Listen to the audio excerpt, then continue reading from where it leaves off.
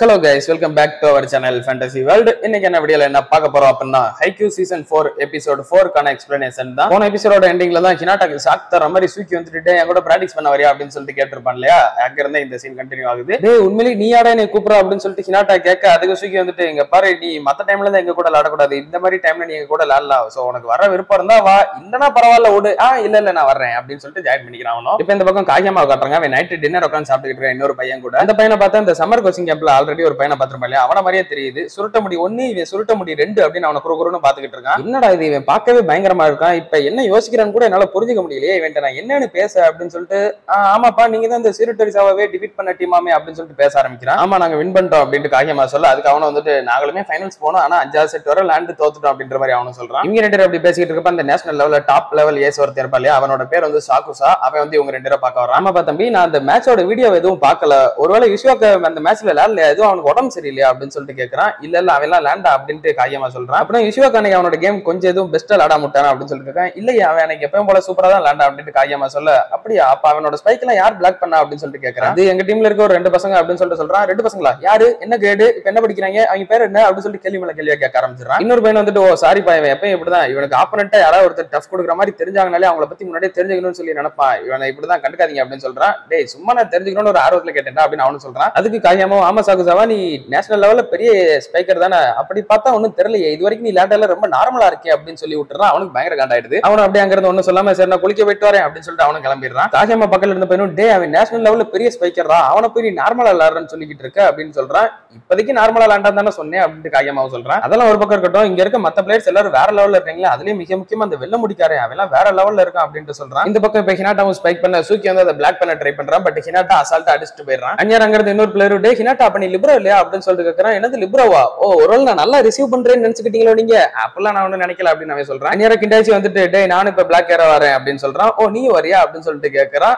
ஆமா இப்ப பாரு நீ அடிக்கிறத உன் மூஞ்சில பொத்தி போடணும், அதுக்காகவே நான் வரேன் அப்படின்னு சொல்லிட்டு அவனு வர்றான். இன்னொரு பக்கம் கோகுனேவும் வர்றான், ட்ரிபிள் பிளாக் இப்ப நிக்கிறாங்க. அந்த பக்கம் இப்ப சீரிட்டரிசாவோட ஃபர்ஸ்ட் இயர் பை அடிக்க வரான். அப்படியே ஓடி வரும்போது ஜிக்ஸாக் போட்டு ஓடி வரான். ஓடி வந்து அப்படியே கிராஸ் கோட் அடிப்பான்னு பார்த்தா ஸ்ட்ரைட் டு ஸ்ட்ரைட் அவன் வழக்கமா அடிக்கிற அந்த ஸ்ட்ரைட் ஸ்பைக் அடிச்சு பாயிண்ட் வாங்குறான். ஐ மீன் ஜஸ்ட் ஸ்ட்ரைட் ஸ்பைக் அடிச்சு ஒரு வாஸ் அவுட் வாங்குறான். சூக்கியும் கோகுனேவை பார்த்து நீ அந்த ஆண்டனாக்கு பக்கத்துல கொஞ்சம் இடம் ஓப்பன் அவுட், சோ அதை கொஞ்சம் பார்த்து கரெக்ட் பண்ணிக்கோ அப்படின்னு சொல்றான். எனக்கு என்ன தெரியும் அவன் கண்டிப்பா கிராஸ் கோட் தான் அடிப்பான்னு சொல்லி நினைச்சேன், ஏன்னா அவன் ஃபுல்லா அந்த மாதிரி தான் வந்தான் அப்படின்றான். அதே தான் சொல்றான். ஆமா அவன் கிராஸ் ஷாட் தான் அடிப்பான்னு சொல்லி நானும் நினைச்சேன் அப்படின்றான். ஈவன் சூக்கி முதற்கொண்டு அப்படிதான் நினைச்சிருக்கான் மைண்ட்ல. ஏன்னா அவன் அப்ரோச் பண்ண விதம் அப்படி டயகனலா லைக் ஒரு சிக்ஸாக் மாதிரி ஏறிட்டு எப்படி அவனால ஸ்ட்ரைட் அடிக்க முடியும்னு சொல்லி யாருக்குமே ஒன்னும் புரியல. நிறையவே டாக்டிக்ஸா விளையாடுறானே அப்படின்னு சொல்லி புரிஞ்சுக்கிறாங்க. சூக்கி மனசுக்குள்ளே நினைக்கிறேன் நம்ம நேஷனல்ஸ் போறப்ப இன்னுமே பவர்ஃபுல்லான ஸ்பைக்கர்ஸ் எல்லாம் வரதான் செய்வாங்க. சோ இந்த ஸ்பைக்கர்ஸ்க்கும் பிளாக்கர்ஸ்க்கும் இருக்கிற ஒரு போட்டி ரொம்பவே காம்ப்ளெக்ஸா தான் இருக்கும் அப்படின்னு நினைச்சிட்டு இருக்கேன். இன்னொரு பக்கம் காகியமாவும் அதே மாதிரி பிராக்டிஸ் மேட்ச் விளையாண்டுகிட்டு இருக்கு. இந்த வாட்டி அவன் சூப்பரா செட் பண்ணிக்கிட்டு இருக்கான். ஈவன் லெஃப்ட் ஸ்பைக்கர் எல்லாம் அடிக்கிறாங்க, அவங்க கூட அவ்வளவு கரெக்டா செட் பண்றான். கோச்சஸ்மே காகியமாவை பார்த்துட்டு பரவாயில்லையே கரெக்டா லெஃப்ட் ஹேண்டுக்கு ஏத்த மாதிரி அதுக்குள்ள அடாப்ட் ஆயிட்டானே அப்படின்னு புரிஞ்சுக்கிறாங்க அவனை. அதே மாதிரி அவன் ஒரு பிளேயர்ஸ் கிட்டயும் அப்படியே கம்யூனிகேட்டும் நல்லா தான் பண்றான். உங்களுக்கு இப்ப இந்த பால் நல்லா பட்டேன்னா அடுத்து எப்படி பண்ணணும், இல்ல எதுவும் மாத்திக்கணுமா அப்படின்னு சொல்லிட்டு ஒரு பிளேயர்ஸ் இண்டிவிஜுவலா போய் கேட்டு அவங்க எப்படிலாம் சொல்றாங்களோ அதை அப்படியே உள்வாங்கி சூப்பரா அதை எக்ஸிக்யூட் பண்ணி தரான். காகியமா கூட ஒரு சுருட்ட முடி பையன் இருப்பான் இல்லையா, அவனுமே நினைச்சு பாக்குறான் பரவாயில்லையே காகியமா அவ்வளவா கம்யூனிகேஷன் பண்ண மாட்டான், பட் இருந்தாலும் அதுக்கு ட்ரை பண்றான். முடிஞ்சார ஒரு பிளேயர்ஸ்டையும் கேட்டு என்னென்ன மாதிரிலாம் வேணும்ன்றத கரெக்டா கேட்டு அப்ரோச் பண்ண ட்ரை பண்றான் அப்படின்னு புரிஞ்சுக்கிறான். இதெல்லாம் பார்த்துட்டு இந்த ஆப்போசிட்ல இருந்த தங்கமுடி செட்ரும் சிரிச்சுக்கிட்டே இருக்காப்ல. அப்படியே பால் ரேலி ஆகிட்டு இருப்பா அவங்க செட்ரு வந்துட்டு இப்ப அந்த வெள்ளமுடி பயலுக்கு செட் பண்றான். அவனும் ஓடி வந்து அப்படியே நின்னு செம்மையா ஜம்ப் போறான், கிட்டத்தட்ட பறக்குற மாதிரி இருக்குது. பறந்து செம்ம பவர்ஃபுல்லா அடிச்சு பாயிண்ட் வாங்கிட்டு போறான். இதெல்லாம் பார்த்துட்டு காகியாமே ஒரு செகண்ட் செம்ம ஷாக் ஆயிடுறான். எல்லாரும் பிராக்டிஸ் முடிச்சுட்டு நைட் ஸ்ட்ரெச்சிங் பண்ணிட்டு இருக்கப்ப அந்த வெள்ளமுடி வந்து காகியமா கிட்ட பேச வரான். இதுக்கு முன்னாடி என்னை பாத்துருக்கியா அப்படின்னு சொல்லிட்டு கேட்கறான். வந்த முதல் நாள்ல இருந்து பாத்துட்டு தானே பாருக்கே அப்படின்னு சொல்றான். நான் அதை மீன் பண்ணல வெங்காயமே, நீ இதுக்கு முன்னாடி நான் விளையாடுற மேட்ச் எல்லாம் பாத்துருக்கியா அப்படின்னு சொல்லிட்டு கேட்கறான்.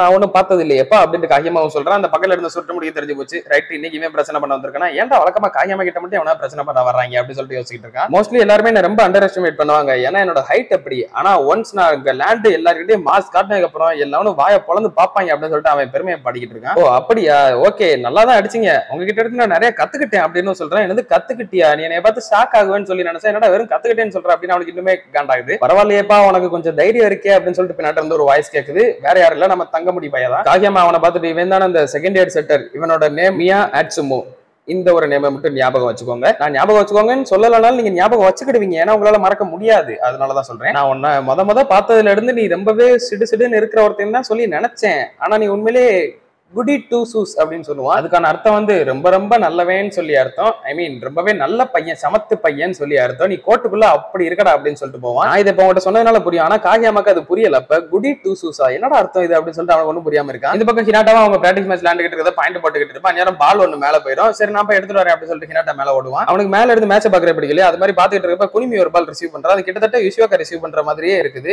இவனுமே அவன மாதிரி எந்தவித அன்னெசரி மூமெண்ட்டுமே பண்ணலையே அப்படின்னு யோசிச்சுட்டு இருக்கான். அந்நேரம் ஒரு பால் அவங்க டீம்ல இருந்து அடிக்காத நம்ம ஹியாகுசாவை எப்படியோ ரிசீவ் பண்ணுவான் தட்டு மாதிரி. ஆனா ரொம்ப பின்னாடி போகும். ஆனா குனிமி என்னவோ பக்கத்துல தான் இருப்பான். ஆனாலுமே ஓட மாட்டான் வழக்கம் போல. அவங்க டேட்டா கூட செட்டர் வந்துட்டு என்னடா நீ பந்தெடுக்க ஓட கூட மாட்டேங்க அப்படின்னு சொல்லி கண்ணாமண்ணான்னு திட்டிட்டு இருப்பான். இல்ல அடுத்து அவன் கரெக்ட் எடுத்துரும் அப்படின்னு சொல்லிட்டு கிண்டாச்சி கன்வின்ஸ் பண்ணி விட்டுருவான்.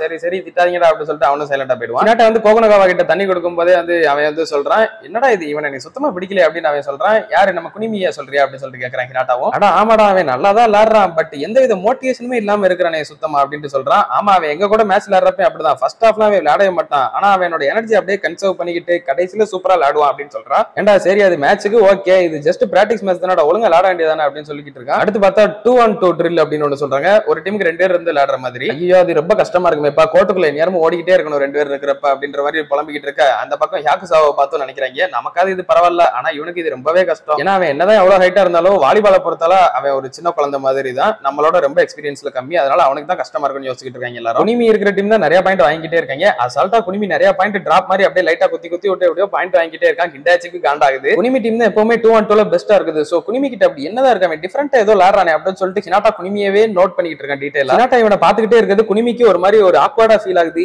இவன் என்னடா ஏதோ நீ ஃபிகரை பாக்குற மாதிரி இப்படி சைட் அடிச்சுக்கிட்டு இருக்கானே அப்படின்ற ஒரு அன்கம்ஃபர்டபிளா ஃபீல் பண்றாப்ல. அடுத்து ஹியாகுசாவா விளையாடுற டீம்ல அவனால சுத்தமா முடியல. ஏன்னா 2 பேர் தான் இருக்காங்களா, அவனுக்கே தான் எல்லாருமே பால தள்ளுறாங்க. ஏன்னா அவன் தான் வீக்கான பிளேயர்னு சொல்லிட்டு அவனுமே ஓடி ஓடி கிட்டத்தட்ட செத்துறான். கிட்டத்தட்ட அவ்வளவு டயர்ட் ஆயிடுறான் பையன். எல்லாம் விளையாடுறப்ப எப்படா இந்த மேட்ச் முடியும் அப்படின்ற மாதிரி தான் விளையாண்டுட்டு இருக்கான். மேட்ச் ஈஸியா அவன் தோத்து போக அப்படியே வெளியே அப்செட்ல வந்து உட்காந்துட்டு இருக்கான். ஹினாட்டா வந்து அவனுக்கு தண்ணி கொடுக்குறான். அட்லீஸ்ட் என்ன இன்வைட் பண்ணதுக்கு உனையாவது இங்க இன்வைட் பண்ணிருக்கலாம் அப்படின்னு சொல்லிட்டு அவன் தெரியாதனமா வாயை விட்டுறான். ஐயோ நான் இதை நினைக்கவே இல்லையா, என் வாயில இருந்து வந்துருச்சு அப்படின்றான். அவனையே அறியாம அவன் மனசுல இருந்து வந்த வார்த்தை தான் அது. ஹினாட்டாவுமே அதை கேட்டுட்டு ஓ நீ அப்படி சொல்றியா, இங்க இருக்க எல்லாருமே வந்ததுக்கு ஏதோ ஒரு ரீசன் இருக்குதான் செய்யும், உடனே எடுத்துக்கோ நீ ஹைட்டா இருக்கிற அதனாலதான் நீங்க வந்திருக்கிற, ஆனா வெறும் ஹைட்டா மட்டும் இருந்து என்ன பிரயோஜனம் அப்படின்னு சொல்லிட்டு கேட்கான். என்னது வெறும் ஹைட்டா டே தக்காளி 200 சென்டிமீட்டர்னா எவ்வளவு பெரிய விஷயம் தெரியுமாடா அப்படின்னு சொல்லிட்டு அதை செம்ம எக்ஸ்பிரஷனா சொல்லிக்கிட்டு இருக்கான் ஹினாட்டாலாம். நீ எதுக்கு அவனோட ஆப்பனன்ட் எவ்வளவு சீரப் பண்ணிட்டு இருக்க அப்படின்னு சொல்லி கேட்க நான் ஒன்னும் சீரப்லாம் பண்ணலையா அப்படின்னு ஹினாட்டா சொல்றான். அதுக்கு கோகனகாவும் இல்லப்பா நீ பண்ற சீரப் பண்ற மாதிரி தான் இருக்கு அப்படின்னு சொல்றான். அப்படியா பரவாயில்ல இருந்துட்டு போகுது அப்படின்னு சொல்லிட்டு ஹினாட்டாவும் சொல்ல அந்த ஹியாகுசாவும் கேட்கறான். அது சரி நீ எதுக்கு என்னை சீரப் பண்ணி இப்ப விளையாட வச்சு என்ன பண்ண போற அப்படின்னு சொல்லி கேட்கறான். அதுவா நான் உன்னை கண்டிப்பா ஒரு நாள் பீட் பண்ணணும் இல்லையா அப்படின்னு சொல்லிட்டு ஹினாட்டாவும் சொல்றான். இங்க பாரு நீங்க இவ்வளவு நேரம் லேண்டா தானே வெளியே இருந்து பார்த்தத வச்சு ஒரு விஷயம் உனக்கு சொல்றேன், அதை நீ பண்றியா அப்படின்னு சொல்லிட்டு கேட்கறான். ஆனா எனக்கு தான் எந்தவித டெக்னிக்ஸுமே தெரியாது அப்படின்னு சொல்லிட்டு அவனும் சொல்றான். இதுக்கு எந்தவித டெக்னிக்கும் தேவையில்லை, இது ரொம்ப ரொம்ப ஈஸி, என்னை நம்பு, நீ